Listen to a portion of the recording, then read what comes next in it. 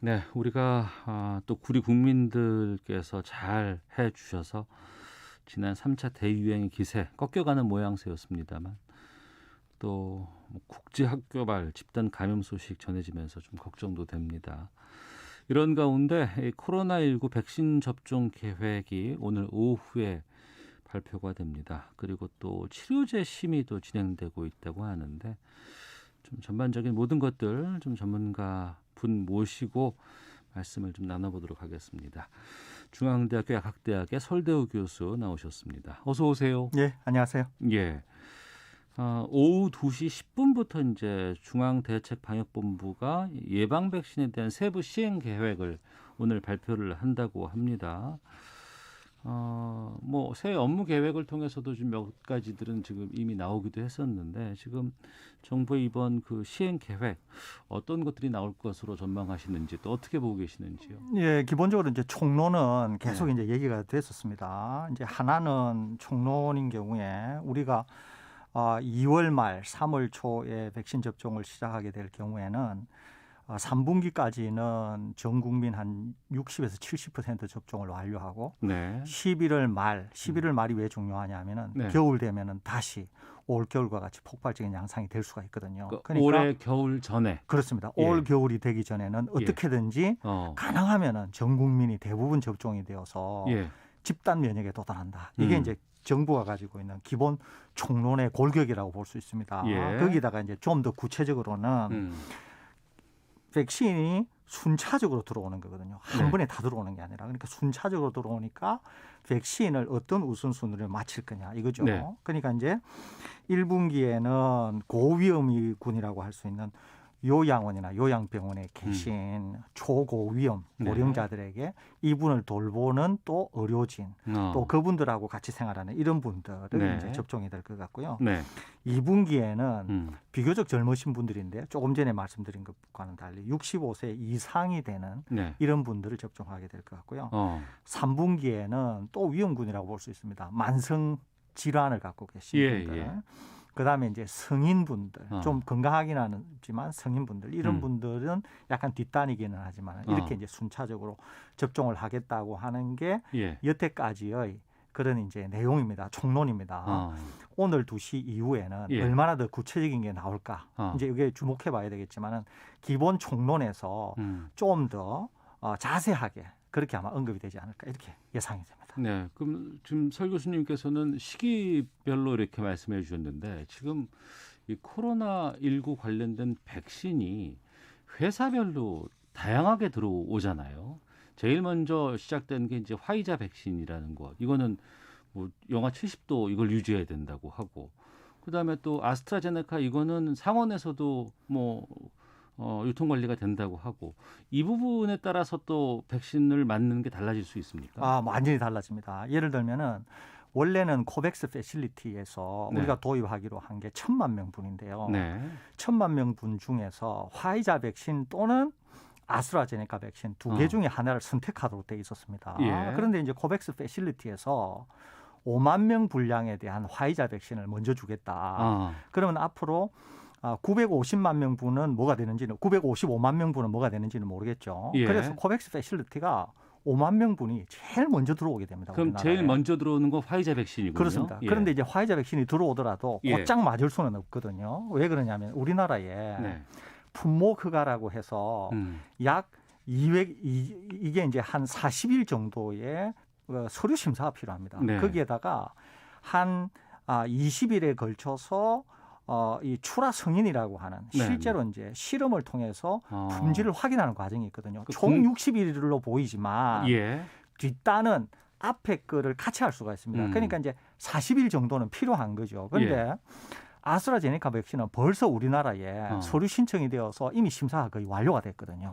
그런데 화이자 백신은 아직 서류가 신청이 안 됐습니다. 그러니까 화이자 백신이 우리나라에 제일 먼저 들어오더라도 방금 이런 절차 때문에 화이자 백신은 오히려 아스트라제네카보다는 약간 뒤에 접종할 가능성이 있습니다. 거기에다가 조금 전에 말씀하신 것처럼 콜드 체인, 보관 운송이 다르고 그다음에 2회 접종을 해야 되는 것들이 다 어떤 거는 3주, 어떤 거는 4주, 어떤 거는 석 달 네. 이렇게 다 다르거든요. 그 혼란이 상당히 좀 걱정이 됩니다. 그렇습니다. 그렇기 예. 때문에 이제 의료진들도 준비가 되어 있어야 되고요. 두 번째는 예.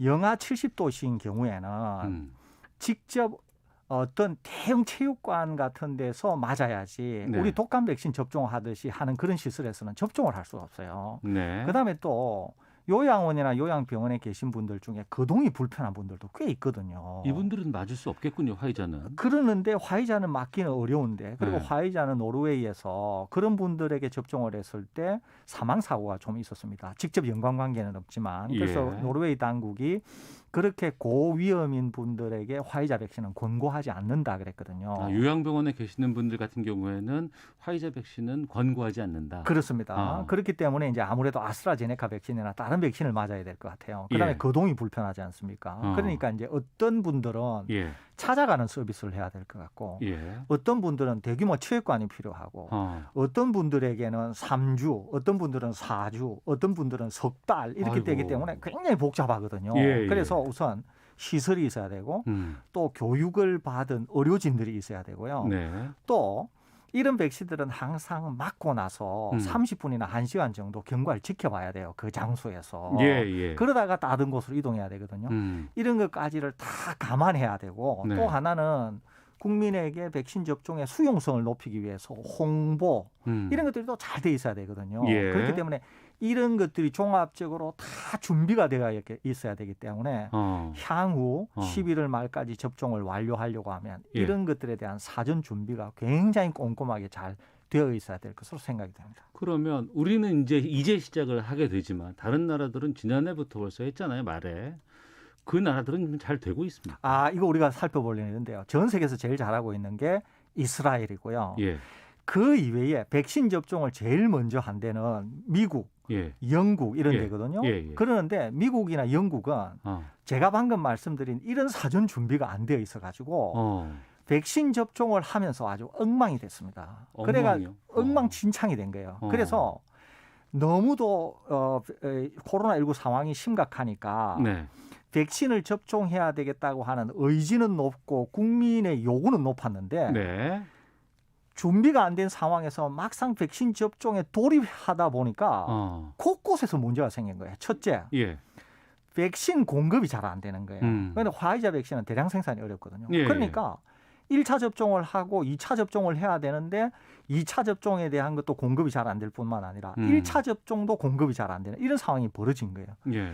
이스라엘은 좀 늦게 시작했거든요. 그런데 이스라엘도 상황이 나빴습니다만은 이스라엘은 지금 현재 전 국민의 4분의 1, 25에서 30% 접종을 이미 마쳤습니다. 거기에다가 65세 이상 되는 분들은 거의 70에서 80% 분들에게 접종을 마쳤거든요. 그렇기 때문에 이스라엘의 상황은 준비가 잘 돼 있어가지고 굉장히 순조롭게 진행되고 있는 반면에 다른 국가들은 준비가 잘 안 돼가지고 굉장히 혼란스럽습니다. 그래서 우리나라도 다른 나라를 반면교사 삼아서 이런 문제들을 잘 확인해야 우리도 차질 없이 일정에 맞춰서 백신 접종을 할 수 있지 않을까 이렇게 생각이 됩니다. 네.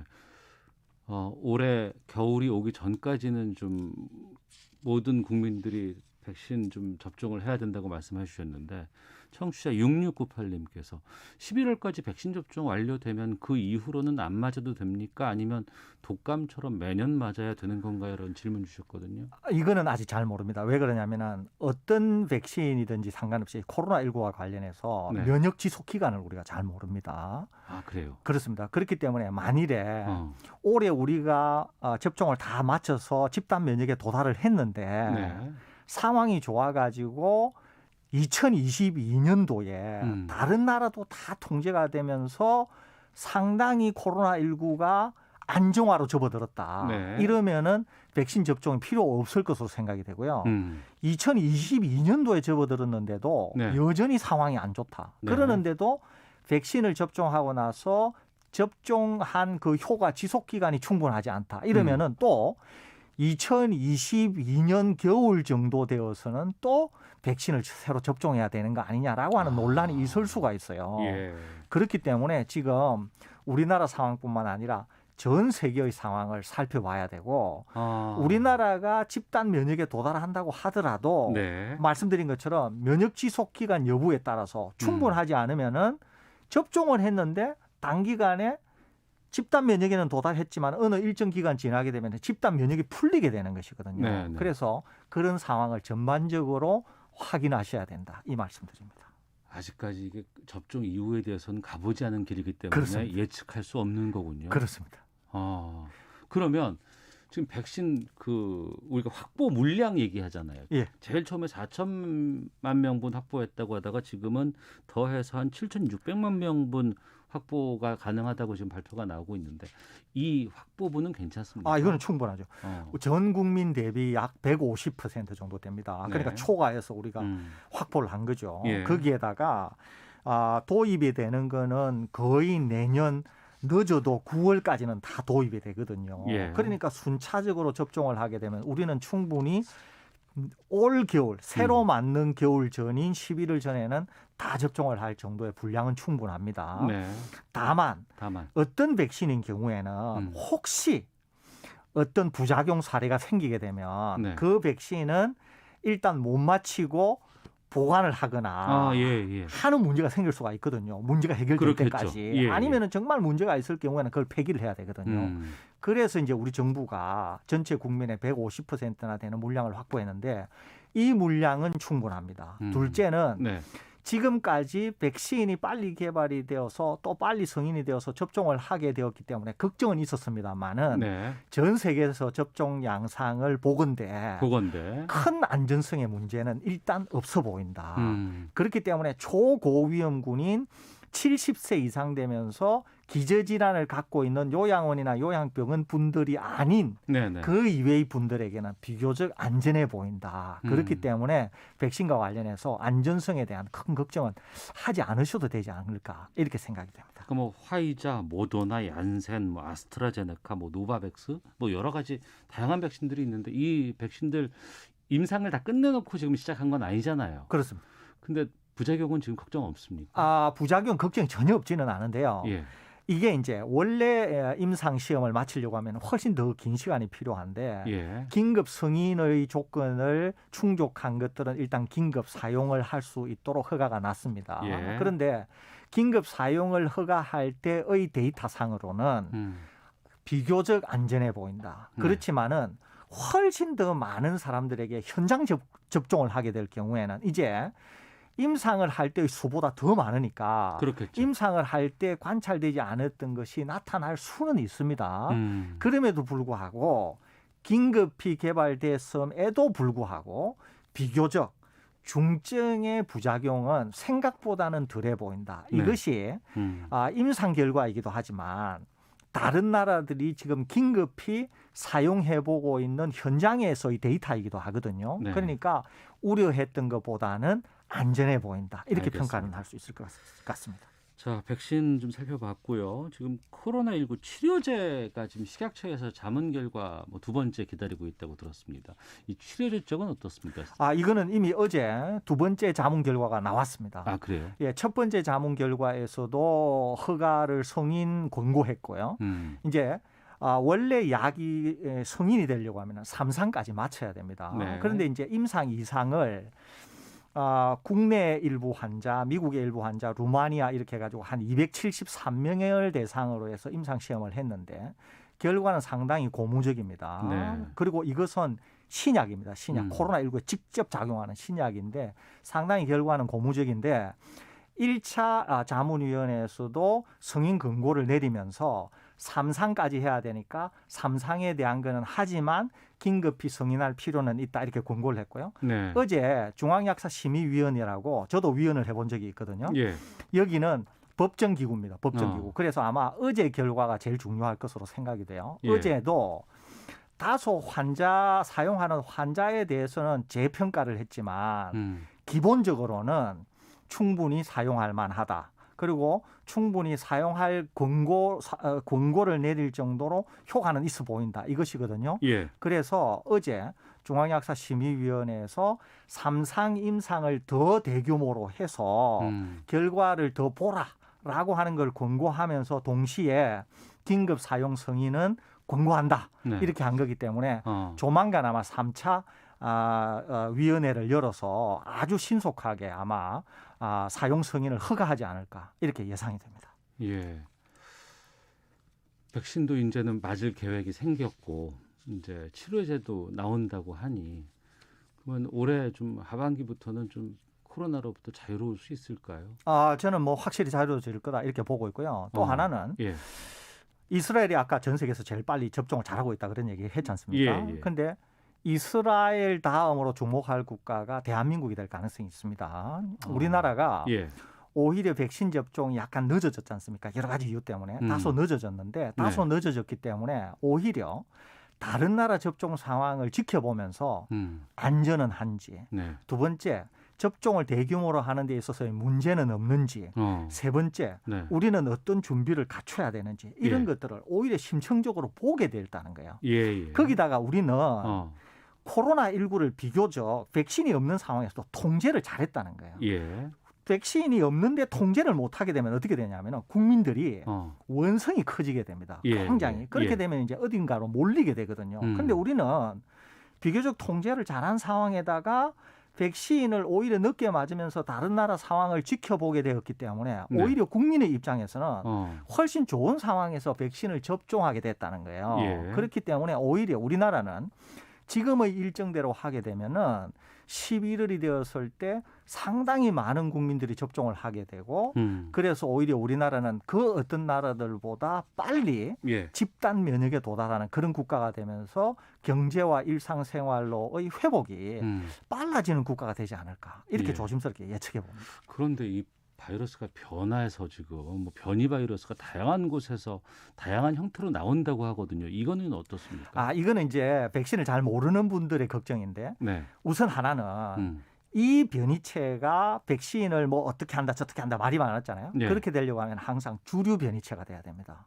그러니까 이미 쫙 많이 퍼져 있어가지고 이 변이체에 의해서 확진자도 생기고 사망자도 생기고 이 변이체가 주로 활동하는 게 돼야 된다는 거예요. 아무리 변이가 나와도 주류가 안 되잖아요. 대세가 돼야 된다. 그렇죠. 대세가 안 되잖아요. 그러면은 이것이 만들 수 있는 문제가 거의 없다는 거예요. 그러니까 이게 주류가 돼야 되는데 일단 주류가 되기가 쉽지가 않습니다. 이게 첫째 하나는. 두 번째는 백신은 중화 항체뿐만 아니라 다양한 형태의 세포성 면역, 그다음에 항체성 면역 이런 걸 만드는데 남아공에 대해서 항체가 잘 작동 안 한다라고 하는 그 항체는 항체 100몇 개 중에서 한 개거든요. 그렇기 때문에 다양한 형태의 면역이 복합적으로 작용하기 때문에 역사적으로 제대로 개발이 된 백신을 극복한 병원체 자체가 없습니다. 이게. 그렇기 때문에 이런 정도의 변이로 백신을 무력화한다고 하는 것은 역사적으로도 없었지만 일어날 가능성이 너무도 낮기 때문에 오히려 우리는 어떻게 하면은 신속히 백신을 우리의 일정에 맞춰서 접종을 하는가. 그렇게 되면은 변이체가 나오든 나오지 않든 상관없이 우리는 우리의 일정대로 집단 면역에 도달하면서 일상생활로 복귀할 것으로 이렇게 예상이 됩니다. 알겠습니다. 이제 본격적으로 우리가 백신 접종을 시작하게 되면 그때 또 여러 가지 상황들이 또 있을 것 같으니까요. 그때 다시 모시고 좀 말씀을 좀 나누도록 하겠습니다. 자, 2405-9625-8898님께서 교수님 고맙습니다. 설명을 잘해 주셔서 백신 이해에 크게 도움이 됐고요. 오늘 방송 내용을 많은 사람들이 들었으면 좋겠습니다. 라고 의견도 보내주셨습니다. 자, 지금까지 중앙대학교 약학대학의 설대우 교수와 함께했습니다. 오늘 말씀 고맙습니다. 예, 감사합니다. 예.